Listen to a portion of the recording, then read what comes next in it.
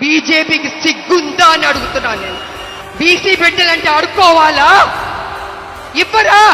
న్యాయం చేయరా? మా శ్రమని దోచుకుంటారు, మా ఓట్లు గుంజుకుంటారు. పార్లమెంట్ లో బీసీ బిల్లు పెట్టి పాస్ చేయమంటే వెనకడుగు వేస్తారు. అయినా మేం విడిచిపెట్టాం. కాంగ్రెస్ ముందడుగు వేసింది, సాధించే వరకు విడిచిపెట్టే ప్రసక్తి లేదు.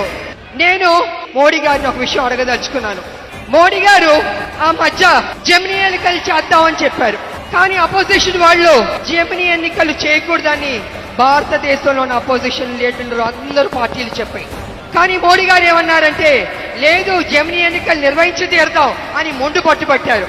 మోడీ గారు జమినీ ఎన్నికలకి మీరు చూపించే శ్రద్ధ కొంచెం మా 42% బీసీ రిజర్వేషన్ మీద కూడా చూపిస్తే బీసీలకి న్యాయం చేసిన వారు అవుతారు కదా అని నేను మోడీ గారిని అడుగుతున్నాను. కాంగ్రెస్ పార్టీ ముందడుగు వేసింది, రాహుల్ గాంధీ గారు పట్టుబట్టారు బీసీకి న్యాయం చేయాలనేసి. ఆ బీసీ బిల్లు పాస్ అవ్వాల్సిందే. ప్రజలారా, విడిచిపెట్టొద్దు ఈ అవకాశాన్ని. మనం సాధిద్దాం.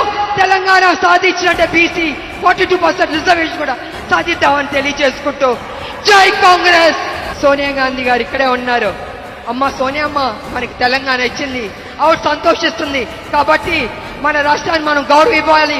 గుండె మీద చేపెట్టుకుని జై తెలంగాణ, జై తెలంగాణ, జై కాంగ్రెస్.